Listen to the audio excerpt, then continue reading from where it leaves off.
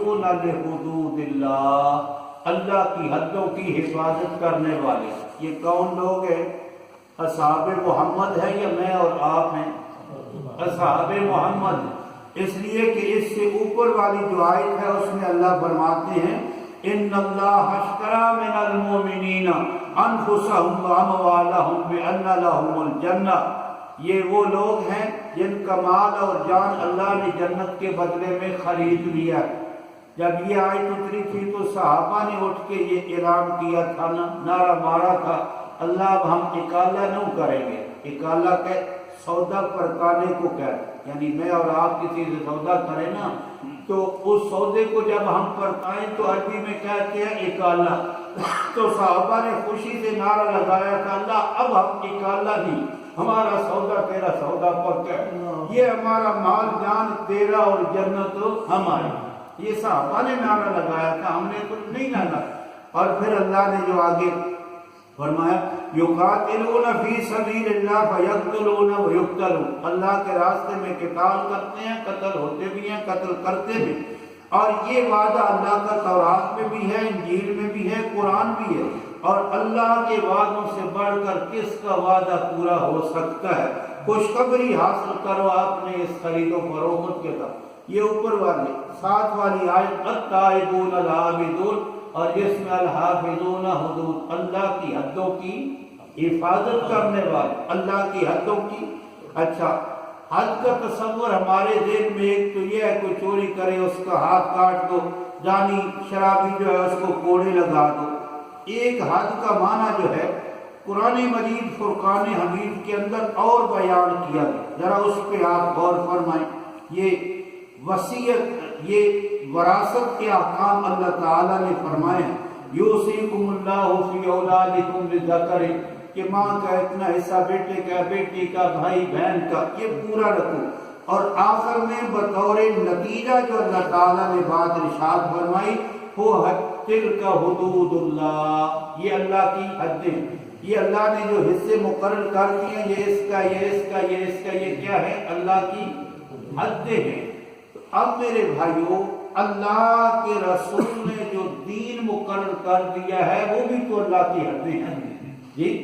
اب صحابہ کرام جو اللہ کی حدوں کی حفاظت کرنے والے تھے، یہ کیسے ممکن ہے کہ نبی نے تو 8 پڑھی ہو اور صحابہ نے اس حد کو پھلانگ دیا ہو؟ نبی تو اس حد کی ہی حفاظت کرنے والے تھے نا جو اللہ کے رسول نے مقرر کر دی۔ اسی طرح اور بھی آیات ہیں، اگر ان پہ غور و فکر کیا جائے تو اگر صحابہ کی جماعت سے دامن آدمی چھڑائے یا ان کا دامن چھوڑ دے تو ہمارا دین قائم نہیں رہ سکتا۔ شاہ صاحب فرمایا کرتے تھے کہ نبوت کے عینی گواہ صحابہ ہے، اگر صحابہ کی عدالت مجروح ہو جائے تو پھر جو ہے دین کا مقدمہ ہی ناکام ہو جائے گا۔ اور سید مودودی علیہ الرحمہ نے فرمایا الصحابہ کلہم عدول، تمام صحابہ عدل ہے۔ فرمایا ان کے جو ذاتی معاملات ہیں ان کی بات نہیں ہے، یہ ان کا معاملہ ہے دین کے معاملے میں، دین کی جو بھی بات کریں گے وہ وہی ہوگی جو اللہ کے رسول نے کی ہے۔ وہ ایسا نہیں کر سکتے کہ اللہ کے رسول نے اور کیا ہو وہ کچھ اور کہہ رہے ہیں اور کر رہے ہیں۔ اگر صحابہ نے 20 پہ اتفاق کیا میرے بھائیوں، اب کو اگر بیمار ہے، معذور ہے، کسی کو کام ہے، الگ بات ہے، لیکن نظریے کے طور پہ جو ہے یقیناً جو ہے قرآن و سنت کے دلائل میں نماز تراویح کی 20 کی رکعتیں ہیں۔ اب کو پڑھے نہ پڑھے، فرض نماز لوگ نہیں پڑھتے، روزہ لوگ فرض نہیں، زکوٰۃ فرض نہیں، تو کیا جو ہے تو ان کا بگاڑ لیتا ہے یہ۔